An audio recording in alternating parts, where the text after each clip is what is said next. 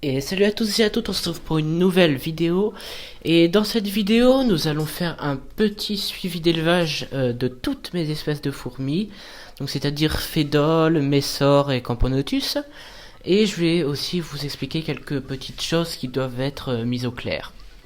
Bien, alors sous vos yeux, vous avez la colonie de Phédole pallidula qui vient de revenir de sa petite période de diapause. Tout le monde se porte bien, la reine a pondu il n'y a pas très longtemps. Pour l'instant, je les ai pas mis encore au chauffage, mais ça devrait pas trop tarder. Il y a, je pense, une petite centaine d'ouvrières. Tout va bien, il n'y a pas beaucoup d'activité dans l'aire de chasse, mais il y en a dans le tube. Et sinon, tout va bien. Alors, il faut que je vous explique ce qui se passe sur la chaîne en ce moment. Je sais pas si vous l'avez remarqué, mais il y a beaucoup de vidéos qui ont été supprimées. En vérité, elles n'ont pas été vraiment supprimées, elles sont en non répertoriées. Tout simplement parce qu'en ce moment sur la chaîne, je me sens pas trop de continuer. Donc pour l'instant elles sont en non répertoriées et peut-être même que plus tard elles seront supprimées et que la chaîne sera totalement supprimée. Et je pense que j'aurai besoin de votre avis en commentaire pour me dire si oui ou non vous supprimez la chaîne, votre avis, etc. Ce que vous en pensez, dites-moi tout ça en commentaire. Et voilà. Bien, alors sous vos yeux là vous avez les Camponotus parius qui sont aussi sortis de leur petite période de pause hivernale, puisque ce sont des africaines, il me semble. Enfin non, c'est des asiatiques.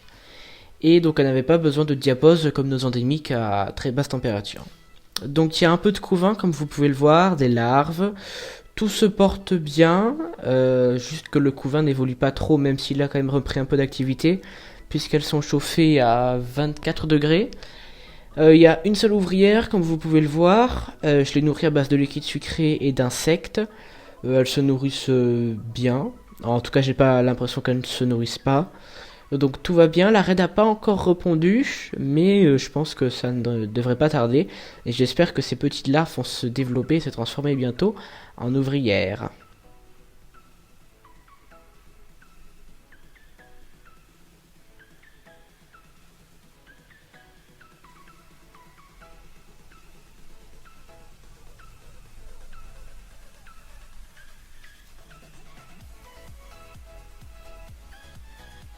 Alors, on passe chez les Camponotus nicobarensis.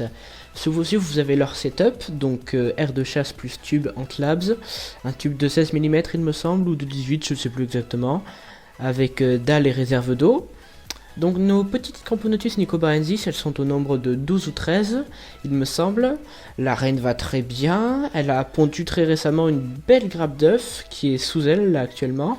Il y a un cocon qu'on voit en fond et il y a des larves aussi qui étaient d'avant leur petite pause hivernale à la même température que les Camponotus parius.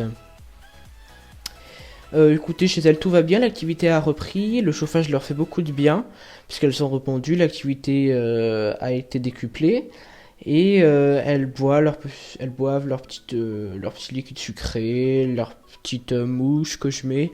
Enfin, tout va bien chez les Nicopansis qui sont super belles, comme vous pouvez le voir.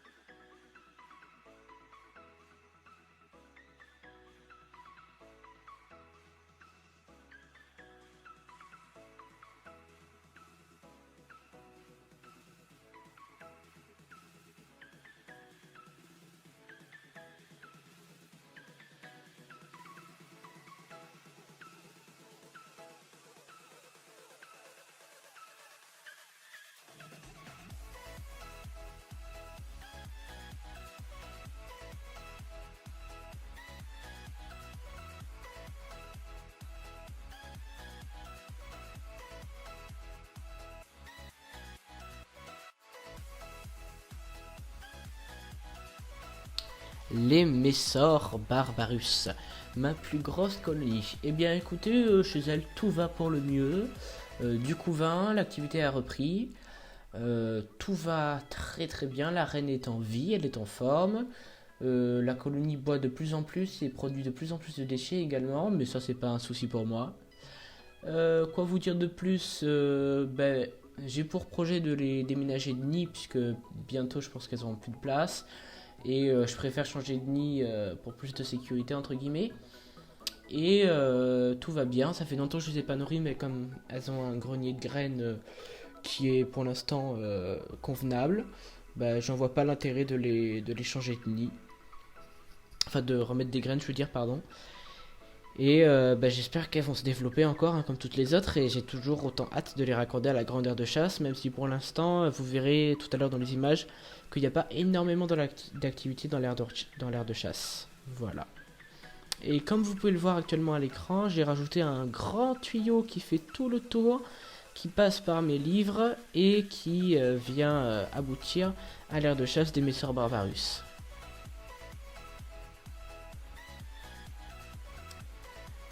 Donc sur ce, on va se laisser là-dessus. J'espère que vous avez apprécié la vidéo. Si c'est le cas, vous savez quoi faire. Et comme je vous ai dit en début de vidéo, n'hésitez pas à me dire en commentaire ce que vous pensez de tout ça.